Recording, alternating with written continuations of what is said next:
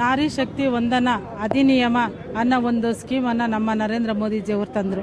ಇವತ್ತು ಏನು 33% ರಿಸರ್ವೇಷನನ್ನು bill pass ಮಾಡೋದಕ್ಕಾಗಿ ಅಲ್ಲಿ ಇಟ್ಟಾಗ ನಮಗೆ ತೊಂದರೆ ಮಾಡಿದವರು ಪ್ರಿಯಾಂಕಾ ಗಾಂಧಿ ಹಾಗೂ ರಾಹುಲ್ ಗಾಂಧಿಯವರು.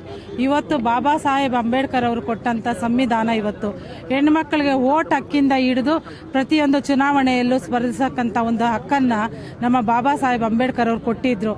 ಬಾಬಾ ಸಾಹೇಬ್ ಅಂಬೇಡ್ಕರ್ ಅವರ ಹಾದಿಯಲ್ಲಿ ನಮ್ಮ ಪ್ರಧಾನಮಂತ್ರಿಗಳಾದಂಥ ನರೇಂದ್ರ ಮೋದಿಜಿಯವರು ಅವರ ಸಂವಿಧಾನವನ್ನು ಎಲ್ಲ ಓದಿ ಅವರು ಆ ಒಂದು ಇದರಲ್ಲಿ ಎಲ್ಲ ಹೆಣ್ಣುಮಕ್ಕಳಿಗೂ ಚುನಾವಣೆಯಲ್ಲಿ ಸ್ಪರ್ಧಿಸಕ್ಕಂಥ ಒಂದು ಹಕ್ಕು ಸಿಗಬೇಕು ಅನ್ನೋ ಒಂದು ಕಾರಣಕ್ಕೆ 33% ರಿಸರ್ವೇಷನನ್ನು ಮಾಡಬೇಕು ಅಂತ ನರೇಂದ್ರ ಮೋದಿಜಿಯವರು ಪ್ರಯತ್ನ ಪಟ್ಟರು. ಇವತ್ತು ಪ್ರತಿಯೊಂದು ಇದರಲ್ಲೂ ಹೆಣ್ಣುಮಕ್ಕಳದು ಮೇಲ್ಗೈಯಾಗಿದೆ.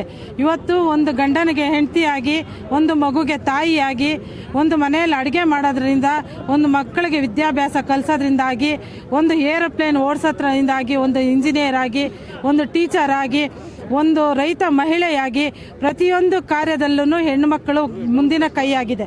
ಇವತ್ತು ಅಂಥ ಒಂದು ಹೆಣ್ಣುಮಗುಗೆ ಒಂದು ಸ್ಥಾನಮಾನ ನೀಡೋದಕ್ಕೆ ಅವರು ಒಪ್ಪಲಿಲ್ಲ ಅಂದರೆ ಅವರು ಹೆಣ್ಣು ಮಕ್ಕಳ ವಿರೋಧಿ ಅಂತ ಹೇಳೋದಕ್ಕೆ ನಾನು ಬಯಸ್ತೀನಿ.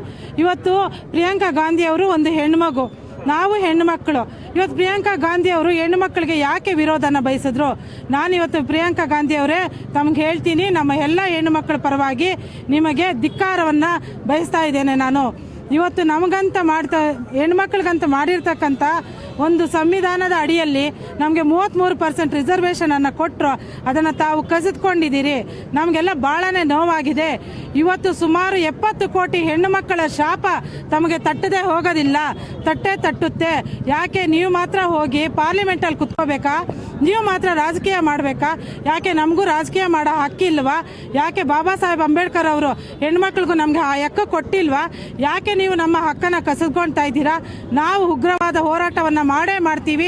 ನಮಗೆ ಏನಿವತ್ತು ಬಾಬಾ ಸಾಹೇಬ್ ಅಂಬೇಡ್ಕರ್ ಅವರು ಸಂವಿಧಾನ ಕೊಟ್ಟಿದ್ದಾರೆ, ಆ ಸಂವಿಧಾನದ ಪರವಾಗಿ ನಾವು ಹೋರಾಟ ಮಾಡಿ ನಮ್ಮ 33% ರಿಸರ್ವೇಷನನ್ನು ಪಡ್ಕೊಳ್ತೀವಿ ಅಂತ ಹೇಳ್ತಾ ಇದ್ದೀನಿ. ಈ ಮೂಲಕವಾಗಿ ಮುಂದಿನ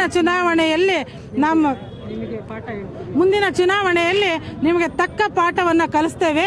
ಇವತ್ತು ತಾವು ಅನ್ಕೊಂಡಿದ್ದೀರಿ ನಾವು ಇವತ್ತು ಉಚಿತ ಬಸ್ ಭಾಗ್ಯ ಕೊಟ್ಟಿದ್ದೀವಿ, ಇವತ್ತು ಏನು ಭಾಗ್ಯಲಕ್ಷ್ಮಿ ಯೋಜನೆ, ಗೃಹಲಕ್ಷ್ಮಿ ಯೋಜನೆ ಎಲ್ಲ ಕೊಟ್ಟಿದ್ದೀವಿ. ಅದೆಲ್ಲನೂ ನಮಗಾಗಿ ಕೊಟ್ಟಿಲ್ಲ ತಾಯಿ. ನೀವು ಎಲೆಕ್ಷನಲ್ಲಿ ಗೆಲ್ಲೋದಕ್ಕಾಗಿ ಮೊದಲೇ ಘೋಷಣೆ ಮಾಡಿ ಎಲೆಕ್ಷನ್ ಗೆಲ್ಲೋದಕ್ಕಾಗಿ ಕೊಟ್ಟಿದ್ದೀರ ಅಷ್ಟೇ ಹೊರತು ನಾವೆಲ್ಲ ಬದುಕೋದಕ್ಕೆ ಕೊಟ್ಟಿಲ್ಲ.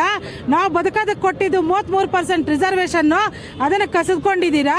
ದಯವಿಟ್ಟು ನಾವು ನಿಮ್ಗೆ ಹೇಳ್ತಾ ಇದ್ದೀವಿ, ಆ ಬಿಲ್ಲನ್ನು ಮತ್ತೆ ಮೋದಿ ಅವರು ಪಾರ್ಲಿಮೆಂಟ್ಗೆ ತಂದಾಗ ಅದನ್ನು ಪಾಸ್ ಮಾಡೋ ವ್ಯವಸ್ಥೆನ ತಾವು ಮುಂದುವರಿಸಬೇಕು. ಇಲ್ಲ ಅಂದರೆ ಮುಂದಿನ ಚುನಾವಣೆಯಲ್ಲಿ ನಿಮಗೆ ತಕ್ಕ ಪಾಠ ಕಲಿಸ್ತೇವೆ ಅಂತೇಳಿ ನಾನು ಈ ಮೂಲಕ ತಮಗೆ ತಿಳಿಸ್ತಾ ಇದ್ದೇನೆ. ಜೈ ಮೋದಿಜಿ, ಜೈ ಭಾರತ್ ಮಾತಾ ಕಿ ಜೈ.